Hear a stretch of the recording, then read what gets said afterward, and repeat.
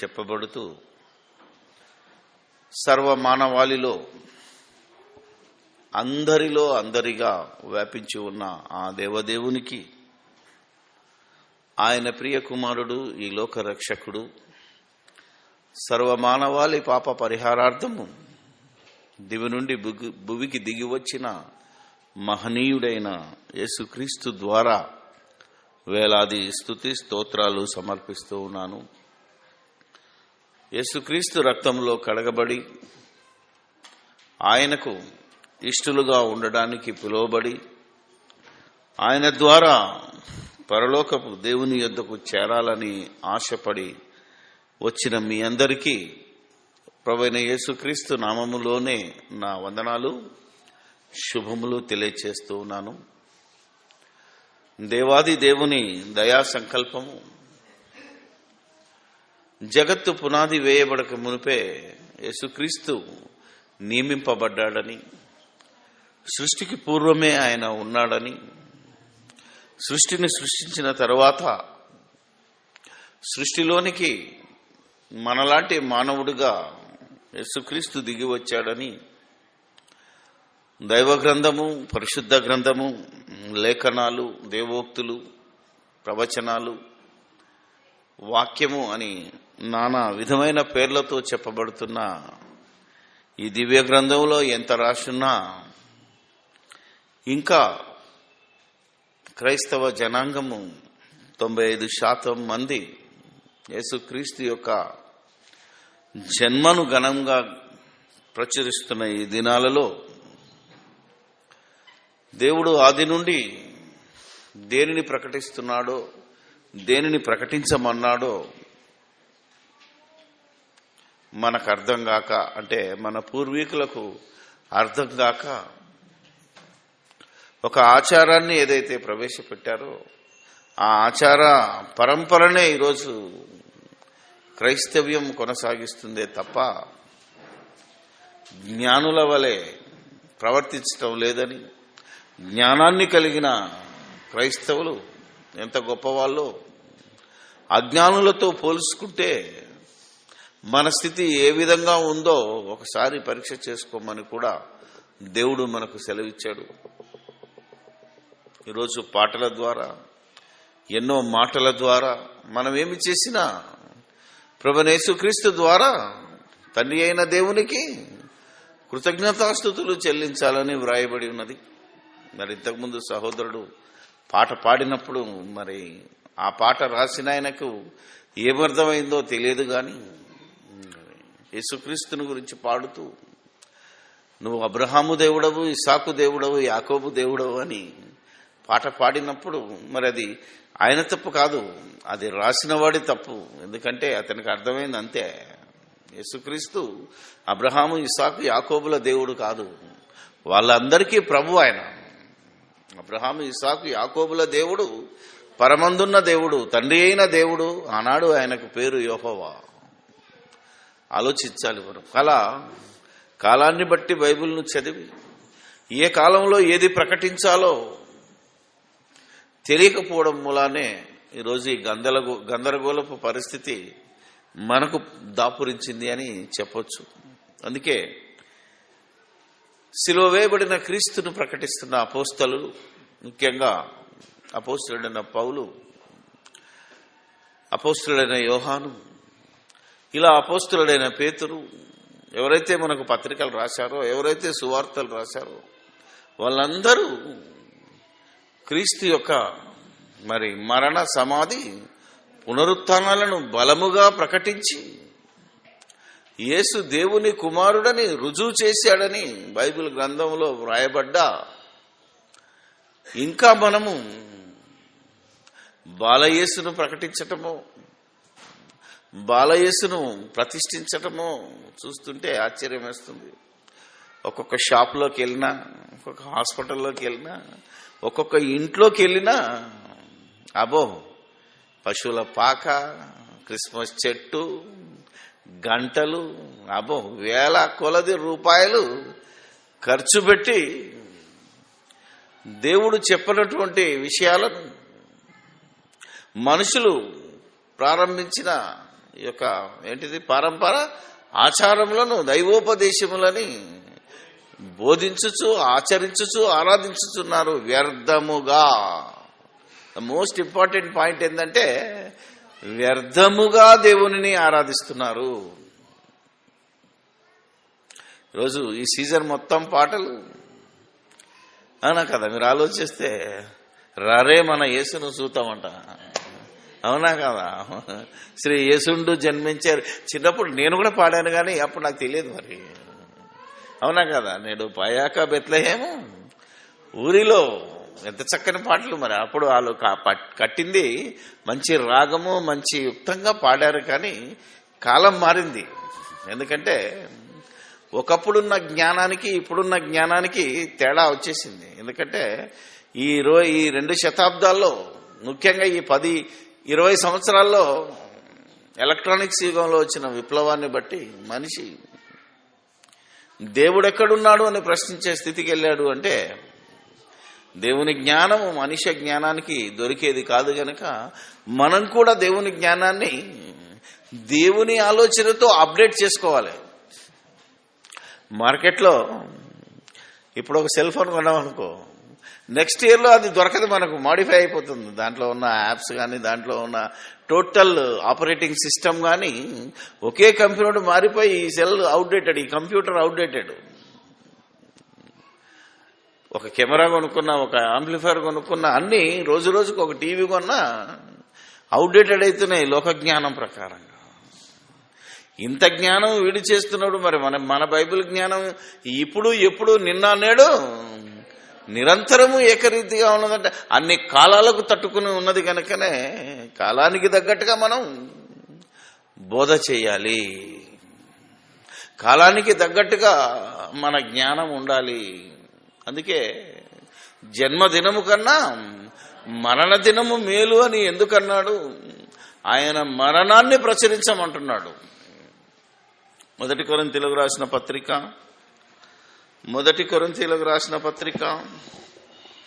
11వ అధ్యాయము. ప్రతి క్రైస్తవుడు ఈరోజు ఈ సందర్భాన్ని మనం జ్ఞాపకం చేసుకుంటే ప్రభు బల్ల, ఈ బల్ల కార్యక్రమంలో ఒకే రొట్టెను అందరూ తినాలి, ఒకే పాత్రలోనిది అందరూ తాగాలి. కానీ కొందరు తినడానికి అలవాటు పడ్డోళ్ళు, తాగడానికి అలవాటు పడ్డోళ్ళు ఏం చేస్తున్నారంటే ముందొచ్చినోడు ముందు తినేస్తున్నాడు మొత్తం. అప్పుడు అంటాడు, మీరు తినడానికి మీ ఇల్లు లేదా? అవునా కదా? మీరు ఆలోచించాలి. ఇది భోజనంలా తింటున్నారంటే భోజనం మీ ఇంటికాడ తిని రావాలి. ప్రభు బల్ల, ప్రభు శరీరం అంటే చిన్న ముక్క విరుచుకొని మీరు తినేయాలి, కొంచెం పానం చేయాలి. ఎందుకు వస్తున్నారు జనాలు అంటే తిండి కోసమే. ఇప్పటికీ మీరు అనేక చర్చిలో చూడండి, సండే నాడు భోజనం పెడుతున్నారంటే ఆ చర్చికి ఫుల్ ప్రజెంట్. శారీరకంగా లాభాలు ఇస్తామంటే ఆ చర్చిలో ఫుల్ అటెండెన్స్ ఉంటుంది. మీకు వాక్యం చెప్పి ప్రకటిస్తాము అన్నామనుకోండి, ఎవడు రాడు. ఎందుకంటే సత్యమును నమ్మటం లేదు జనాలు. సత్యము అవుట్డేటెడ్ అయింది అనుకుంటున్నారు, బైబిల్ అవుట్డేటెడ్ అయింది అనుకున్నారు. నో, మన భక్తి, మన బోధ అవుట్డేటెడ్ అయిపోయి పాతకాలంలో ఉన్నది ఎవరో చెప్పింది విని మనం బోధ చేశామే తప్ప బైబిల్లో ఉన్నది చదివి, అవునా కదా, ఆలోచించి బోధ చేసి ఉంటే ఈ పాటికే ప్రతివాడి మోకాలు యేసు నామములో వంగి తీరేది. అందుకే మనం ఆలోచించాలి. ఈరోజు ఈ పశువుల తొట్టిలో పరుండబెట్టాను. నేను ఈ వారంలో ఏ క్రిస్మస్ కార్యక్రమానికి వెళ్ళినా వెనకాల బ్యానరు లూకాసు వార్త 2వ అధ్యాయం 11వ వచనం, దాని వెనకాల బొబ్బ, ఒక క్రిస్మస్ తాత, లేకపోతే ఒక నక్షత్రం. నిన్న ఒక వింత చూశానండి, మర్చిపోయాను చెప్పడం. నిన్న ఉప్పల్ యూత్ క్రిస్మస్కి వెళ్తున్నప్పుడు ఇలా మరి తిరుమలగిరి దాటి సైనిక్పూర్కి వెళ్లే ముందు రామకృష్ణపురం బ్రిడ్జ్ కనబడింది. ఈ లోపల లెఫ్ట్కు అపార్ట్మెంట్ చూశాను. అందులో ఏముందో తెలుసా? ఈ మధ్య ఎవరైనా 1 స్టార్ పెట్టేవాది ఇంటికి, ఇప్పుడు ఇంట్లో 3 స్టార్లు పెట్టారు. ఇంట్లో 3 స్టార్లు కనబడుతున్నాయి. ఒక్క ఇంట్లోనే 3 స్టార్లట. మరి సిటీలో ఉందో లేదో నాకు తెలియదు, కానీ నిన్న సైడ్ పోతుంటే నిన్న 2-3 అపార్ట్మెంట్లు చూసాం కదా రవి. 3 అపార్ట్మెంట్లు చూసినా 3 3 ఉన్నాయంటే వాళ్ళ సంఘంలో ఏం బోధ చేస్తున్నారో మనకు అర్థమవుతలేదు. అది బైబిల్లో ఉందా లేదా అనేది ఆలోచన మనకు అనవసరం. బైబిల్లో ఏముందో మనం ఈరోజు చెప్పాలి. ఆ మంచి ఆ మాటను మనం ఈరోజు ఆలోచిస్తున్నాం.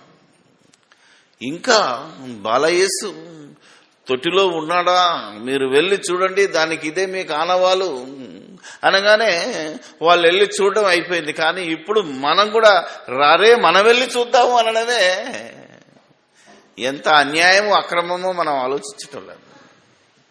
ఈరోజు బైబిల్ ఇలా ఎవడిష్టం వచ్చినట్టు వాడు చదవడానికి కానీ, ఎవరిష్టానుసారంగా వాళ్ళు ఆలోచించడానికి కానీ, నాకు బయలుపరిచింది అనే విధానం బైబిల్ను చదవక సాతాను ఒకే ఒక వర్డ్తో ఈ ప్రపంచాన్ని మాయ చేస్తున్నాడు.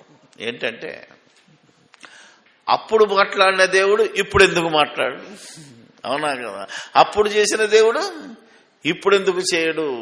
అప్పుడున్న దేవుడు ఇప్పుడు కూడా ఉన్నాడు కదా అనే ఒకే ఒక మాటతో మనుషుల్ని మాయ చేస్తున్నాడు తప్ప, అప్పుడున్న దేవుడు మాట్లాడిన విధానం వేరు, ఇప్పుడున్న దేవుడు మాట్లాడిన విధానం వేరు అనేది ఈ ప్రపంచానికి అర్థం కాలేదు. అంటే బైబిల్ను మనం చదవాలి. అప్పుడు యేసుక్రీస్తు ఉన్న విధానం వేరు, అప్పుడు వాక్యమై ఉన్న యేసు, ఇప్పుడు శరీరధారిగా ఉన్న యేసు, ఇప్పుడు పరలోకంలో ఉన్న యేసు. యేసు యొక్క ఆకారంలో, యేసు యొక్క మాటలలో కాలాన్ని బట్టి మాటలు చెప్పాడు. ఎదుగుతున్నా కొద్దీ ఎదిగిన వారికి బోధను ఎదిగించి చెప్పాడు అనేది మనం ఆలోచించాలి. ఈరోజు ప్రపంచం అంతా తొట్టిలో ఉన్న యేసును చూడడానికి ఎంత ఉబలాట పడుతుందో, ఒకవేళ అక్కడ లేదు గనక ఇంట్లోనే పశువులో తొట్టేసుకుని ఆనందించి చూసుకునే దౌర్భాగ్యపు దశకొచ్చు. కానీ యేసుక్రీస్తు నన్ను చూడండిరా అని చెప్తున్నాడు. ఎప్పుడైనా ఆలోచించారా? ఏ యేసినా సిలువ వేయబడిన తర్వాత నన్ను చూడడానికి రండి అంటున్నాడు. ఇక్కడికి మాత్రం వెళ్ళే రకం కాదు ఇల్లు. మత్తయి రాసిన సువార్త దినదినము మనం ఇంప్రూవ్మెంట్, క్రీస్తు బోధలోని ఒక గొప్ప మాటను మనం ఆలోచిస్తే ఎంత బాగుందో ఇప్పుడు నేను చూపిస్తాను. మత్తయి రాసిన సువార్త 25వ అధ్యాయము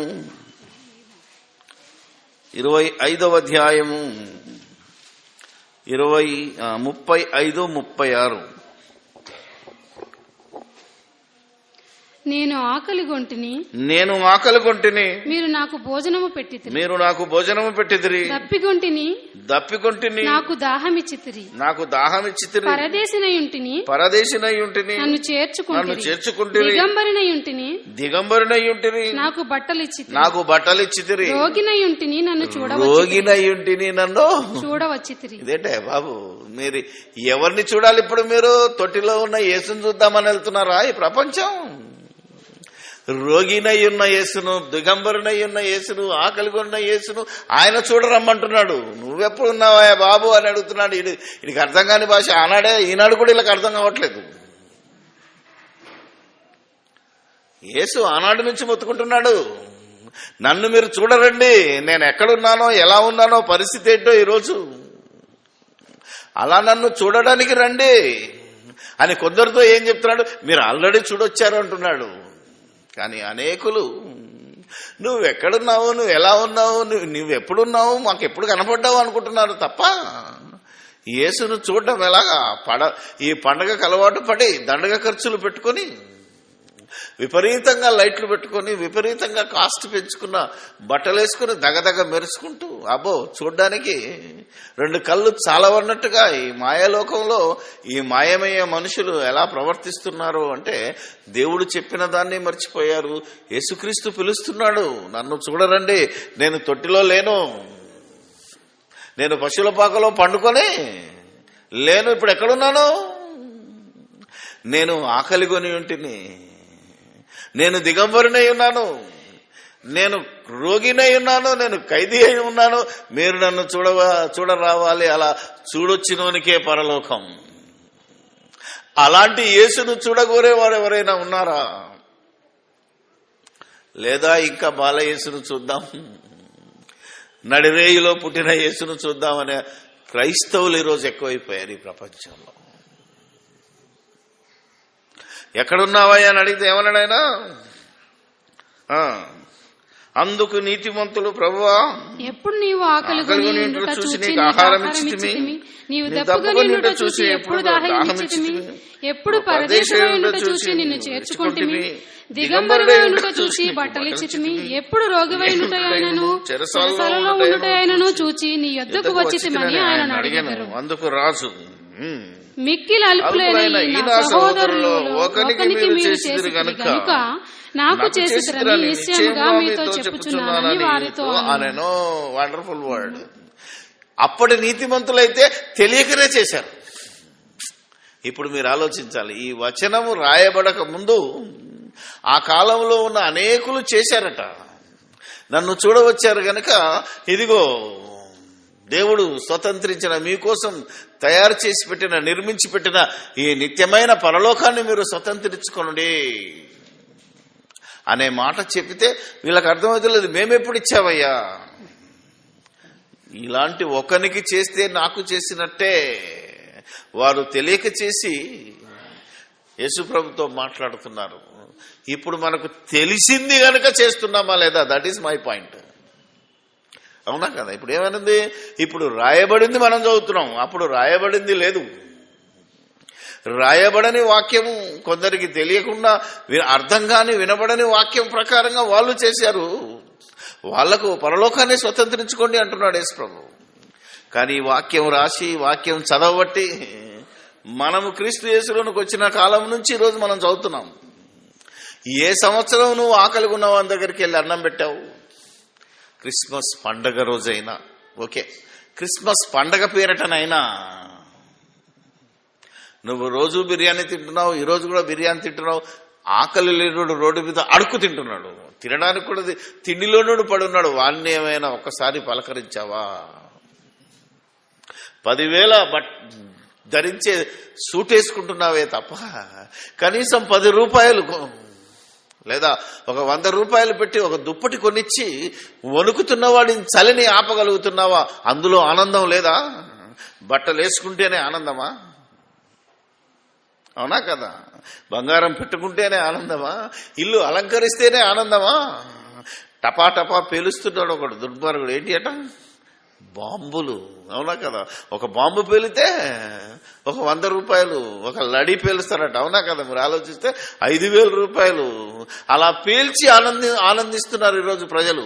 నో, ప్రభువునందు ఆనందించడం అంటే, ఎల్లప్పుడూ ప్రభువునందు ఆనందించడం అంటే ఒక పేదవాడికి సహాయం చెయ్యి, ఒక అభాగ్యుడిని ఆదుకుంటే అందులో ఆనందం ఎంత ఉందో ఈ మాటలు చెబుతున్నాయి మనకు.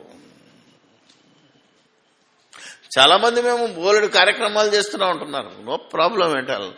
కానీ నాకు వచ్చిన ఆలోచన ఏంటంటే, మీకు రావాల్సిన ఆలోచన ఏంటంటే, నీ సొమ్మేం పెడుతున్నావు? ఫారెన్ ఫండ్ తెచ్చుకుంటున్నాడు, లేకపోతే ఎక్కడి నుంచో డబ్బు తెచ్చుకుంటున్నాడు, అది పెట్టి సహాయం చేసి వస్తున్నాడు. నేను ఏమంటారు, విధవరాళ్లకు చీరలు పంచుతున్నాను అని ఒక పోజు. అవునా కదా? దీనివల్ల నీకు వచ్చేదేం లేదు. ఎవడైతే నీకు డబ్బులు ఇచ్చాడో ఆడిపోద్ది, బహుమానం ఎవడికి పంచిన నీకు ఫోజు ఫోటోలో రావచ్చునేమో, కానీ ఒరిజినల్ బహుమానం ఇచ్చినోడికి పోద్ది. నీ డబ్బులేమిస్తున్నావు? నీ కష్టార్జితం ఏమిస్తున్నావు? నీ ఆ భోగలాలసనలోంచి వదిలేసుకొని నువ్వు దేవునికి ఏమిస్తున్నావు? దేవునికంటే దేవునికి ఏమనట్లేదు. యేసుప్రభుకి ఏమిస్తున్నావు అంటే యేసుప్రభు కాదు. యేసుప్రభు నీ డబ్బు ఏం చేసుకుంటాడు, నీ బట్టలు ఏం చేసుకుంటాడు, నీ మందులు ఏం చేసుకుంటాడు. యేసు ప్రభు ఎవరిలో అయితే ఉన్నాడో, ఎవరిని చూడమన్నాడో వారిలో యేసు ప్రభుని చూసి వారిలో ఉన్న యేసును చూడడానికి వెళ్ళి నువ్వు ఈ సహాయం చేస్తే అప్పుడే నువ్వు నిజంగా ప్రభువునందు ఆనందించగలిగిన వాడివి. ఆ ఆనందాన్ని నువ్వు నీ కల్లారా నీ మనోనేత్రములతో చూడు, ఈ కళ్ళతో చూడలేవు. ఈరోజు కాంపిటీషన్ పెరిగింది. ఎవడి చర్చి ఎక్కువ డెకరేషన్ చేస్తే అది గ్రేట్ అనుకుంటున్నాడు. ఎవడెక్కువ బట్టలు కొనుక్కుంటే వాడు గ్రేట్ అనుకునే పరిస్థితి వచ్చింది. ఎవరెక్కువ సంబరాలు చేస్తే, ఎవరు ఎక్కువ రోజులు సంబరాలు చేస్తే అది గ్రేట్ అని లోక సంబంధంగా ఆలోచిస్తున్నామే తప్ప, దయచేసి పండగ చేసుకోవద్దు అంటే నేను మళ్ళా మర్చిపోకండి. మీ పండగ ఎలా సింప్లిఫైగా ఉండాలో, నిజంగా మీరు ఎంత ఆనందించాలో, ఏ విధమైన ఆనందం. ఈరోజు చేసే పండగంతా భోగ లాలస కోసం చేస్తున్నావు, లగ్జరీని చూపించుకోవడం చేస్తున్నావే తప్ప అన్ని రోజులు సమానమే. కనీసం ఈ రోజు నువ్వు పండగ రోజు అనుకుంటున్నావు అంటే నిజంగా ఆ రోజు నువ్వు ఒక అనాథాశ్రమానికి వెళ్ళి నువ్వు తినే కూడు వాళ్ళకు పెడుతున్నావా? నువ్వు ధరించుకునే బట్ట వాళ్ళకి ఇవ్వగలిగావా? నువ్వు వేసుకుంటున్న ఖరీదైన మందులు వాళ్ళకి ఇప్పించి ఒక రోగిని బాగు చేయగలుగుతున్నావా? అప్పుడే నువ్వు నిజంగా క్రిస్మస్ ఆచరించినవాడు. నిజమైన క్రిస్మస్ ఆనందం అందులో ఉంది అనేది ప్రభువు ఇక్కడ మాట్లాడుతున్నాడు, నేను మాట్లాడలే. ఒక తొట్టి కోసం, ఒక డెకరేషన్ కోసం వేలు ఖర్చు పెడుతున్నాడు ఒకడొకడు. నేను ఒక హాస్పిటల్కి వెళ్ళాను, యశోద హాస్పిటల్. అమ్మో బ్రహ్మాండమైన సెట్టింగ్. రోగికి రూపాయి తగ్గించమంటే తగ్గించడాడు, అర్థమైందా కదా? బిల్లులో రూపాయి తగ్గించమంటే తగ్గించడు. కానీ ప్రజల కోసం ఇంత డబ్బు అని ఏదో ఏమంటారు అది, అట్టహాసం కోసం దాన్ని తయారు చేశాడు. అదే నువ్వు ఒక రోగికి ఉచితంగా వైద్యం చేయి, ఒక అనాథకు దిక్కులేని వాడికి మంచి ట్రీట్మెంట్ ఇచ్చి పంపించు. ఇలా ఎంతమంది యేసును చూడనికి వెళ్తున్నారు, యేసును చూస్తున్నారు. నన్ను చూడవచ్చి తిరిగి నన్ను చూడ రండే అంటున్నాడు యేసు. ఏ యేసు? తొట్టిలో ఉన్న యేసు కాదు, తొట్టిలో లేడు ఇప్పుడు. దానికి ఇదే మీ కానవాలని అరిగిపోయిన రికార్డు చెప్తున్నారు తప్ప మీరు ఇప్పుడు వెళ్ళి చూడండి అంటే చూస్తే ఉన్నాడా? ఎందుకు చెప్తున్నావు ఈ డైలాగు? ఒక గొల్లలకు ఎప్పుడో ఒక అనామకులకు చెప్పిన వారు చేసిన దాన్ని మనం చేస్తున్నామే తప్ప సిలువ వేయబడిన క్రీస్తు. పౌలు అంటున్నాడు 1 కొరింథీ 10, నేను క్రీస్తును పోలిన ప్రకారం మీరు నన్ను పోలి నడుచుకోండి. మేము క్రీస్తును పోలి, ఏ క్రీస్తును పోలాడినా బాలయేసును చూపించలేదు, సిలువ వేయబడిన క్రీస్తును, పాపులను రక్షించడానికి వచ్చిన క్రీస్తును పోలి నడుచుకుంటున్నాడు. కాబట్టి పాప క్షమాపణ గురించి ప్రకటించాడు. చూసారా యేసుక్రీస్తు. ఇంకొందరు దుర్మార్గులు ఏమంటున్నారు, వాళ్ళతో కూడా చెప్తున్నాడు, ఎప్పుడు రోగి అయి ఉంటున్నాను అడిగిదరు. అప్పుడు రాజు తర్వాత అప్పుడు ఆయన ఎడమ వైపు ఉండి వారిని చూచి, శపింపబడిన వారలారా నన్ను విడిచి అపవాదికిని వాని దూతలకును సిద్ధపరచబడిన నిత్యాగ్నిలోనికి పోవుడి. నేను ఆకలి గొంటిని, మీరు నాకు భోజనం పెట్టలేదు, నాకు భోజనమే పెట్టలేదు, తప్పిగొంటిని మీరు బాగా తిన్నారు. అర్థమైందా లేదా? మీరు పండగ పేరు చెప్పుకొని మీరు బాగా తిన్నారు, నాకు భోజనం పెట్టలేదు. దాని అర్థం అది. పరదేశినై ఉంటిని, నేను పరదేశి, చేర్చుకొనలేదు, మీరు నన్ను చేర్చుకొనలేదు. నానేమో బట్టలు లేకుండా ఉండి వణుకుతుంటే నువ్వేమో పట్టు బట్టలు కట్టుకుని నువ్వు రేగుతున్నావు. రోగినై చెరసాలలో ఉంటిని, మీరు నన్ను చూడరాలేదని చెప్పాను. మీరెవడు నా దగ్గరికి రాలేదు. ఎంత బాగుంది. అందుకు వారు ప్రభువా మేమెప్పుడు నీవు ఆకలిగొని ఉండుటయైనను, దప్పిగొని ఉండుటయైనను, పరదేశివై ఉండుటయైనను, దిగంబరివై ఉండుటయైనను, రోగివై ఉండుటయైనను, చెరసాలలో ఉండుటయైనను చూచి నీకు ఉపకారము చేయకపోతేమని ఆయన అడిగేదారు. చూసావా? అందుకు ఆయన మిక్కిలి అల్పులైన వీరిలో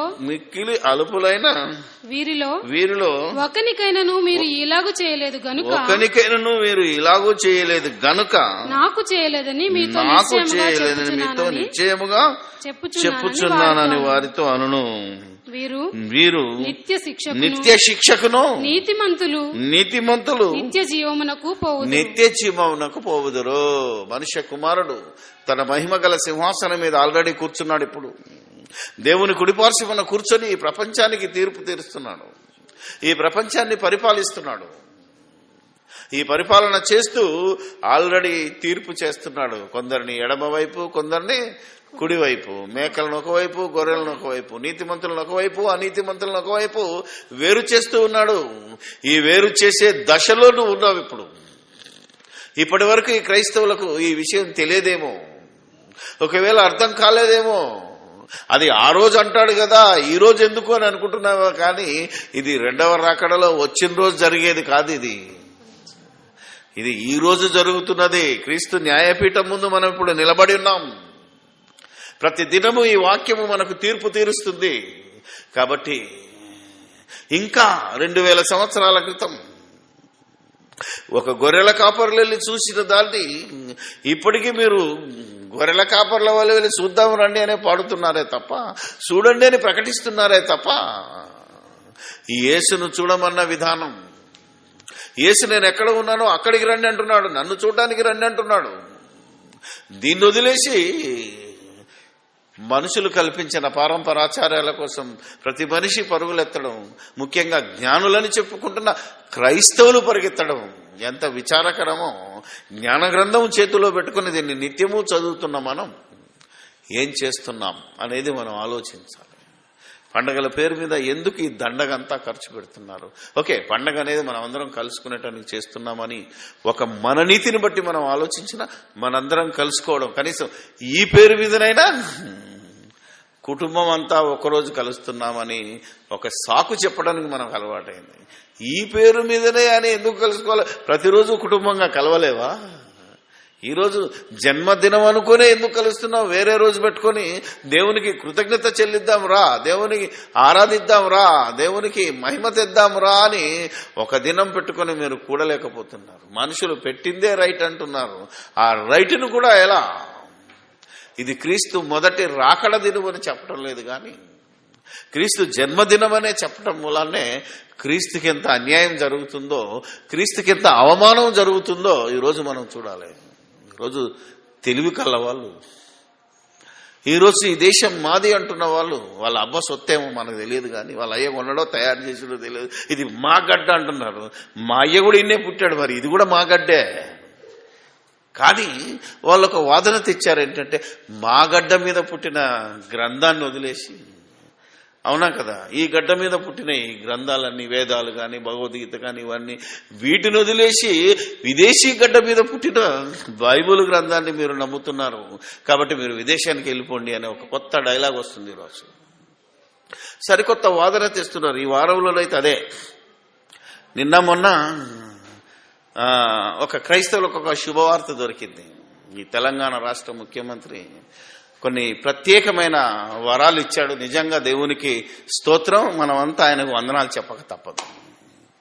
ఎందుకంటే ఎన్నో రోజుల నుంచి ప్రార్థన చేస్తున్న ఈ హక్కులు అనేటివి నేను ఈ రాష్ట్రంలో ఉన్న వాళ్ళకి కల్పిస్తానన్నప్పుడు, ఇక నిన్న ఆ రోజు నుంచి ఈ రోజు వరకు చర్చిల్లో ఈ యొక్క మనువాదులు రెచ్చిపోతున్నారు. మైనారిటీ పీపుల్ రెచ్చిపోతున్నారు మెజారిటీ వాళ్ళ మీద. ఎందుకంటున్నాము అంటే, మనల్ని మైనారిటీ చేశారు, వాళ్ళు మెజారిటీ అనుకుంటున్నారు, కానీ వాళ్ళు మైనారిటీ 3% ఉన్నారు వాళ్ళు జనాభా లెక్కల్లో. మనం 20% ఉన్నాం. అర్థమైందా లేదా? కానీ ఉల్టా అయిపోయింది. ఈరోజు అదే చర్చలు జరుగుతున్నాయి. వీళ్ళు వెళ్ళిపోలేదు మా గడ్డ. ఎందుకంటున్నారు అలా మాట? మనమే నేడు పాయాక బెత్లెహేము శ్రీ యేసుండు జన్మించే, కాబట్టి బెత్లెహేములో జన్మించాడని నువ్వు చెప్తున్నావు కనుక వాళ్ళు విదేశంలో జన్మించినాడు మాకెందుకు అంటున్నారు. అంతకీ ఆయన బెత్లెహేములో జన్మించలేదని, పరలోకంలో జన్మించాడని ఎంతమంది చెప్తున్నారు ఈరోజు. అసలు వాదనకు ఆన్సర్ ఉండాలి తెలుసా మీకు? అసలు భారతదేశం ఇప్పుడు ఏదైతే ఎన్ని రాష్ట్రాలు ఉన్నాయి? 29 రాష్ట్రాలు ఉన్నాయి. 29 రాష్ట్రాలు కలిగిన ఈ భారతదేశం ఎప్పుడు ఏర్పడిందో తెలుసా? 1947 నుంచి అఖండ భారత్గా పిలుచుకుంటున్నాం. ఓన్లీ 47. అప్పుడు తెలంగాణ స్టేట్ కలవలేదు ఇంకా అందులో, అవునా కదా, 56లో కలిసింది. ఆలోచించగలిగితే అప్పటి నుంచి భారతదేశం, ఒకవేళ 1940కి వెళ్తే అప్పుడు పాకిస్తాన్ ఇండియానే, బంగ్లాదేశ్ ఇండియానే. ఆలోచించండి మీరు. ఇంకా ఒక 100 సంవత్సరాలకో ఇంకొక 1000 సంవత్సరాలు వెనక్కి వెళ్ళండి, శ్రీలంక, బర్మా, అవునా కదా, మీరు ఆలోచించే మలేషియా, సింగపూర్ అన్ని భారతదేశం కిందనే ఉన్నాయి. ఆలోచించగలిగితే ఒకప్పుడు నేపాల్, చైనా ఇవన్నీ భరత ఖండం అన్నారు, లేదా ఆసియా ఖండం. సారీ, ఇప్పుడు వీళ్ళు అంటున్నారు ఆసియా ఖండము కూడా. దీన్ని ఏమన్నారో తెలుసా? జంబూ ద్వీపం అన్నారు. ఆసియా ఖండం కూడా కాదు, జంబూ ద్వీపం. మరి అప్పుడు ఒకే దేశం. 2000 సంవత్సరాలకు వెళ్తే ఆసియా ఖండం కూడా మనదే కనుక యేసుక్రీస్తు ఆసియాలో పుట్టినోడు. అవి ఇప్పటి యూదే దేశం, అప్పటి యూదే దేశం, ఇప్పటికీ ఇండియా కలిసే ఉన్నాయి. ఒకే రాజుల పరిపాలన కింద ఉన్నప్పుడు అది విదేశం ఎలా అవుద్ది? ఇలా ఆలోచించినా వాళ్ళ వాదన రైట్ కాదు, అవునా కదా? ఇలా ఆలోచించినా వాళ్ళ వాదన రైట్ కాదు. కానీ అలా చరిత్ర ప్రకారంగా మనం ఎందుకు మాట్లాడు? మన దగ్గర బైబిల్లో అథెంటిక్ ఎవిడెన్స్ ఉన్నది ఏంటంటే ఆయన అసలు భూమి మీద పుట్టినోడే కాదు. ఆలోచించాలి మనం. అందుకే యేసు ప్రభు ఏమంటున్నాడు తెలుసా? యోహాను సువార్త 17వ అధ్యాయం 5వ వచనంలో ఇది చెప్పు, తండ్రి లోకము పుట్టక మునుపు నీ యొద్ద నాకు ఏ మహిమ ఉండెనో ఆ మహిమతో నన్ను ఇప్పుడు నిన్ను నీ యొద్ద మహిమపరచుము. దేవుడు మహిమపరచాలంటే, దేవుడు ఎవరిని ఎక్కడ ఎప్పుడు ఆయన కూడా మహిమపరచాలంటే ఆయనే మహిమపరచుకోలేడు, తెలుసుకోలేదు. ఆయనను మహిమపరచాల్సింది మనం, యేసుక్రీస్తును మహిమపరచాల్సింది కూడా మనమే. చెట్లు పుట్టలు కాదు, సృష్టి కాదు. ఈ సృష్టిలో ఉన్న ప్రతి జీవికి యేసుక్రీస్తు యొక్క గొప్పతనం ఏందో మనం తెలియజేయాలి. ఆయన అడిగాడు, దాన్ని మనం చేయాలి. ఇంతకీ లోకము పుట్టక మునుపు నీ యొద్ద అంటే ఈ లోకము పుట్టక ముందే యేసు ప్రభు పరలోకంలో పుట్టాడు. పరలోకంలో పుట్టినోడు భూమి మీదకి దిగి వచ్చాడు, గర్భమందు పడ్డాడు. అలా పడడానికి పరిశుద్ధాత్ముడు సహాయం చేశాడు. తెలుసా మీకు? పరిశుద్ధాత్మ నిన్ను కమ్ముకుంటుంది. అందుకే ఒకసారి పుట్టినోడు రెండోసారి పుట్టడానికి వీల్లేదు గనుకనే కన్యక గర్భవతి అయి కుమారుని కనును అని ముందే ఎందుకు చెప్పాడు అంటే, పురుషునితో కలిసిన తర్వాత, పురుషునితో సంబంధం ఏర్పాటు చేసిన తర్వాత పుట్టినోడు మనిషి తండ్రిగా మనిషి ఆ తండ్రి మనిషి యొక్క కొడుకుగా పిలువబడతాడు. కానీ ఆయన యోసేపు కుమారుడు కాదు. Jesus Christ the word of God is son of God. ఎవరు రాసింది? యేసుక్రీస్తు son of Jesus Christ son of God అని ఎందుకుందంటే దేవుడు కన్నాడు ఆయన్ని. అలా పరిశుద్ధాత్మ కమ్ముకున్నప్పుడు పరలోకంలో ఉన్న ఈ వాక్యమై ఉన్న యేసు అమ్మ కడుపులో పడ్డాడు. పుట్టలేదు కూడా, ఎందుకంటే ఒకసారి పుట్టినాడు, మళ్ళా ఎక్కడ పుట్టడు, గర్భమందు పడ్డాడని ఉంటుంది. మీకు ఇంతకుముందు చూపించాను తెలుసా? లూకాసు వార్త 2వ అధ్యాయము 20వ వచనంలో రాయబడి ఉంటుంది, గర్భమందు ఆయన పడక మునుపు అని ఉంటుంది, పుట్టక మునుపు కాదు. So wonderful thing. బైబిల్ ఎక్కడ అబద్ధం చెప్పదు. నువ్వు చదివే విధానంలో తేడా ఉంది, నువ్వు ఆలోచించే విధానంలో తేడా ఉంది. కనుకనే నిన్ను ఈరోజు క్రైస్తవేతరులు తప్పుపడుతున్నారు. క్రైస్తవుడా, క్రైస్తవ పండితుడా, రెవరెండువా, బిషప్వా, బైబిల్ కాలేజీ డైరెక్టర్వా, ఇంటర్నేషనల్ స్పీకర్వా, నువ్వెవడివైనా బైబిల్ ఆలోచనతో ఆత్మీయ సంగతులను, ఆత్మచేత ఆత్మ సంగతులను, ఆత్మ నేర్పు మాటలతో నువ్వు చెప్పగలిగితే, క్రీస్తు మరణాన్ని ప్రచురించమని క్రీస్తు చెబుతున్నాడు, అపోస్తలులు చెబుతున్నారు. మీరు ఇంకా జన్మాన్నే ప్రకటిస్తున్నారు. ఆ జన్మదినం లేకపోయినా అనేదే అపోస్తలుల బోధ, వారి బాధ. ఏమన్నదమ్మా? ఆ శిశువునకు సున్నతి చేయవలసిన 8వ దినము వచ్చినప్పుడు గర్భమందు ఆయన పడక మునుపు వచ్చాడు, గర్భంలో పడ్డాడు. ఒకసారి పుట్టాడు గనక పడ్డాడు. మనం ఎక్కడ పుట్టాం? ఏదో ఊర్లో పుట్టాం, హైదరాబాద్లోకి వచ్చి పడ్డాం. హైదరాబాద్లో పుట్టడం కాదు, అవునా కదా? ఈ భాషను మనం అర్థం చేసుకుంటే, అమ్మ కడుపులో పుట్టినోడు 9 నెలల తర్వాత భూమి మీద పడ్డాడు. మనది డెలివరీ. అర్థమైందా లేదా? మనం భూమి మీద పడ్డాలమే. ఆసుపత్రిలో పడవచ్చు, ఇంట్లో పడవచ్చు, వాట్ ఎవర్ ఇట్. యేసుక్రీస్తు భూమి మీదకి వచ్చినప్పుడు సరాసరి అమ్మ కడుపులో ఎందుకు పడ్డాడు, భూమి మీద ఎందుకు పడలేదంటే ఆయనకు రక్తమాంసములు కావాలి గనక, మనలాంటి ఆకారం రావాలి గనక దేవుడు న్యాయవంతుడు. ఏ మనిషి అయినా అమ్మ కడుపులోంచే బయటికి రావాలనేది నిర్ణయించాడు గనక యేసు ప్రభు కూడా ఆ ఆకారాన్ని ధరించుకోవడానికి 9 నెలలు అవసరమైంది. 9 నెలలో 10 నెలలు మనకు తెలియదు. డెలివరీ కాలం, ప్రసవ దినములు నిండేంత వరకు ఆకారాన్ని ధరించుకోవాల్సిన అవసరం ఏర్పడింది కనుక పరిశుద్ధాత్ముడు అమ్మను కమ్ముకున్నప్పుడు పరిశుద్ధాత్మ వలన గర్భము ధరించింది అనే ఒక అద్భుతమైన మాటను ఈరోజు ముస్లిమ్స్ దాన్ని చాలా వక్రీకరించారు. అలా వక్రీకరించినప్పుడు దానికి కూడా మనం సమాధానం చెప్పాలి. తింగరోళ్ళు ఉంటారు, మనకు క్వశ్చన్ వేశాడు ఒకడు, పరిశుద్ధాత్మ వలన గర్భం ధరించిందంటే పరిశుద్ధాత్ముడు గర్భం చేశాడు అనేడు ఒక దుర్మార్గుడు. ఎంత భయంకరం అంటే అలా మాట్లాడినోడు ఏం చేయాలి? మనం కూడా అడ్డంగా చెప్పాలి. ఇప్పుడు ఏమనకూడదు, ఎందుకంటే అతనికి మళ్ళా రెచ్చిపోతే వాళ్ళు మళ్ళా కొట్లాటకు వస్తారు. కాబట్టి మాటకు మాటే సమాధానం. అక్కడ అంటాడు పిల్లలు పుట్టలేదు, మరి 10 ఏళ్ళైంది 20 ఏళ్ళైంది పిల్లలు పుట్టలేదు అనుకో, ఏం చేస్తారు? ఎంతో మంది డాక్టర్లు తిరుగుతాం కదా. అప్పుడు లాస్ట్కి ఒక డాక్టర్ ట్రీట్మెంట్ ఇచ్చి అమ్మను గర్భవతి చేస్తాడు, లేదా ఒక కొడుకు పుట్టిస్తాడు. అప్పుడు ఈ తల్లిదండ్రులు, ఈ అమ్మ ఏమంటదంటే ఫలానా డాక్టర్ గారి దయ వలన నాకు కొడుకు పుట్టాడు, దేవునికి స్తోత్రం అన్నది అనుకో. అప్పుడు వాణ్ణే అడిగాను నేను, ఇప్పుడు మీ అమ్మ ఏమంటదిరా అన్నాను. అవునా కదా? డాక్టర్ గర్భవతిని చేశాడా, మీ అయ్య చేశాడా అని అడిగాను. అప్పుడు అర్థం చేసుకోవాలి, మూర్ఖంగా మాట్లాడకూడదు. కాబట్టి దేవుడు కన్న కుమారుడు అమ్మ కడుపులోనికి రావడానికి పరిశుద్ధాత్మ ఆమెను ఆవరించినప్పుడు ఆ ఆనందము, ఆ బాధ తెలియకుండా పరిశుద్ధాత్మతో నింపబడింది అనేదే మనం అర్థం చేసుకోవాలి. ఆలోచించగలిగితే ఇది ఎంత గొప్పగా మరి ఇతరులకు సమాధానం చెప్పాలో, ఎలా బైబిల్ను సమస్త విధములైన అనుభవ జ్ఞానంతో సువార్త విశ్వాస పక్షమున పోరాడాలి. అసలు జన్మ గురించి పట్టించుకోదంటున్నాడు. సువార్త అంటే మళ్ళా మరణ సమాధి పునరుత్థానం, విశ్వాసం అంటే మళ్ళీ యేసుక్రీస్తు చనిపోవడం లేవడం. ఈ రెండింటి గురించి మీరు పోరాడండి రా అంటున్నాడు. మనమేమో జన్మను గురించి ప్రకటించుకుంటూ ఆనందం చేసుకుంటున్నాం.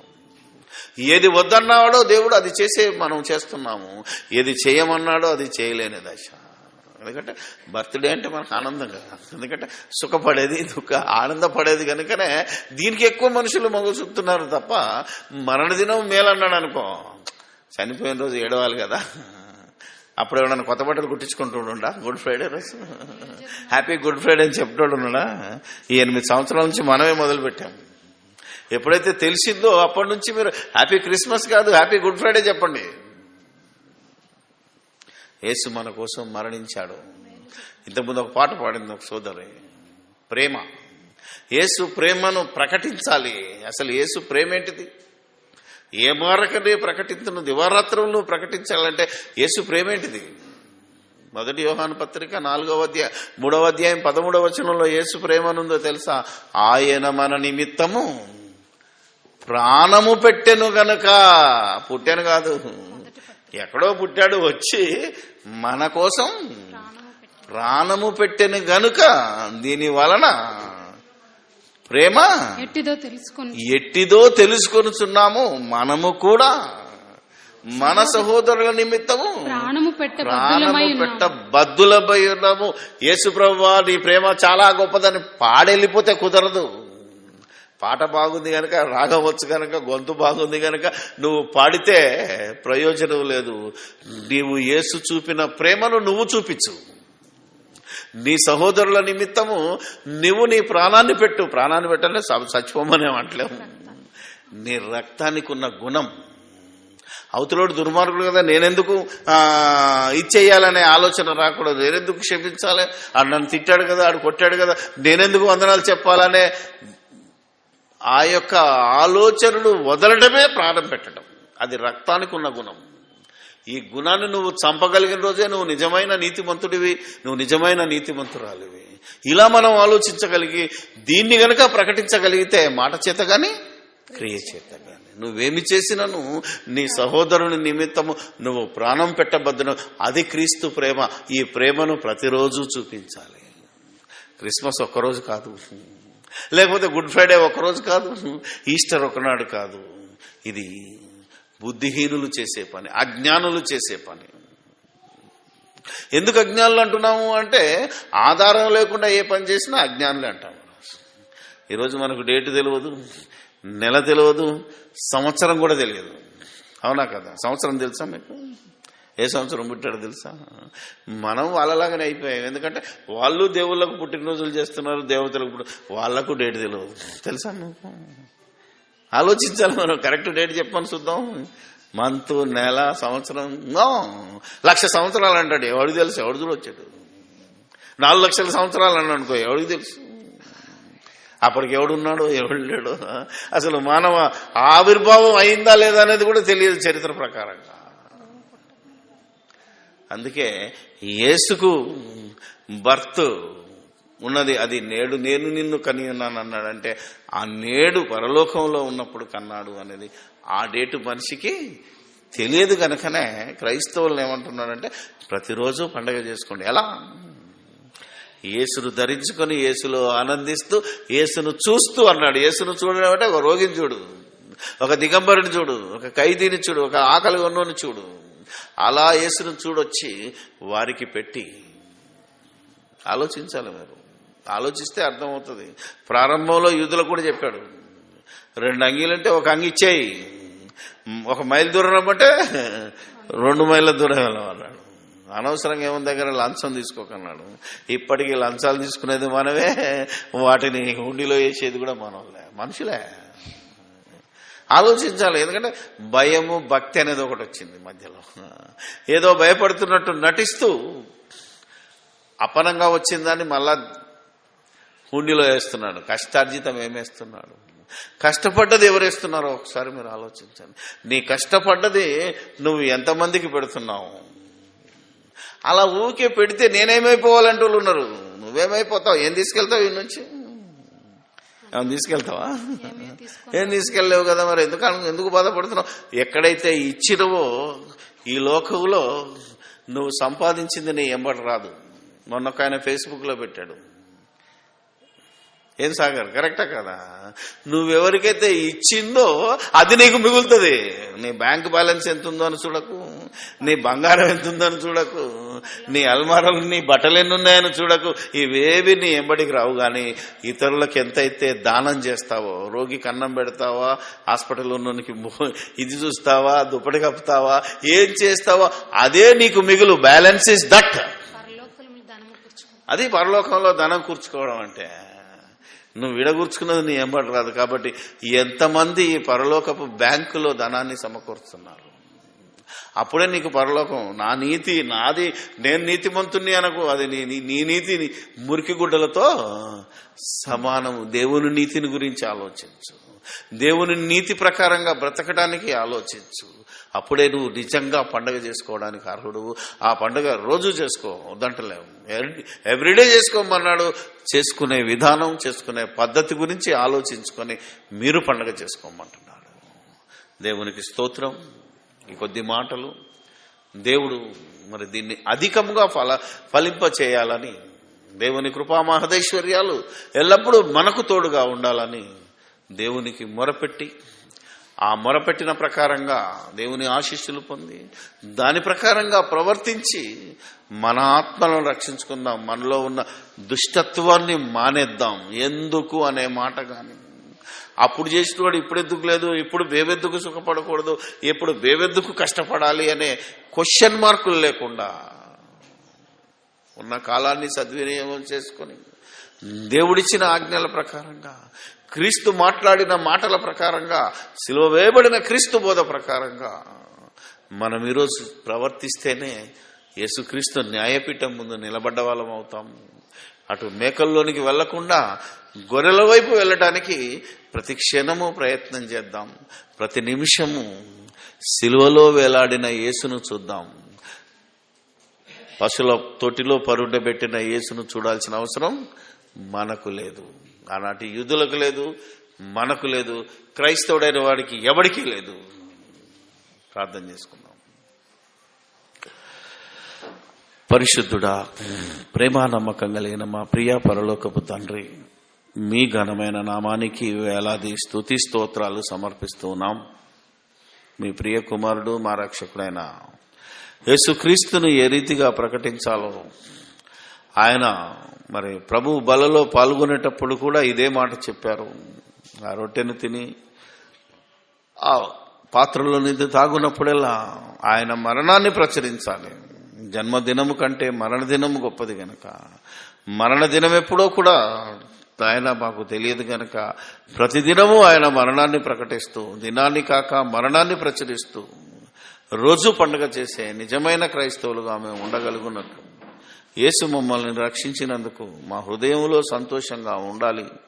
ఆ సంతోషంతో రోజు మాకు పండుగ వాతావరణంగా ఉండాలని చరిత్రను తిరగరాసేది మరి క్రైస్తవుడేనని, దేవాని వాక్యమేనని. కాబట్టి చరిత్రలో జరిగిన తప్పులను సరిదిద్దుకొని నీ వాక్యంలో ఉన్న చరిత్రను, బైబిల్ గ్రంథంలో ఉన్న చరిత్రను ఈ ప్రపంచానికి చూపించగలిగే తట్టు ఈ జీవవాక్యాన్ని చేతబట్టుకున్న జ్యోతుల వల్ల మేము వెలగగలుగున్నట్లు, జీవము లేని కరెంటు బల్బుతో వెలిగే కాగితపు చుక్కలను చూపించకుండా నిజమైన చుక్కలుగా మేమీ లోకానికి కనబడగలుగున్నట్లు, మేమే జ్యోతులమై అనేకులను క్రీస్తునొద్దకు నడిపించగలుగున్నట్లు నీ కృపా, నీ కాపుదల, నీ సన్నిధి దయచేయమని, యేసు ఎక్కడున్నాడో వెతికి మేము చూడగలుగున్నట్లు దేవా సహాయము దయచేయమని, ఆకలి ఉన్న వారిలో, దిగంబరులలో, రోగి అయిన వారిలో, చెరసాలలో ఉన్న వారిలో, బీదలైన వారిలో ప్రతి ఒక్కరికి మేము సువార్తను ప్రకటించి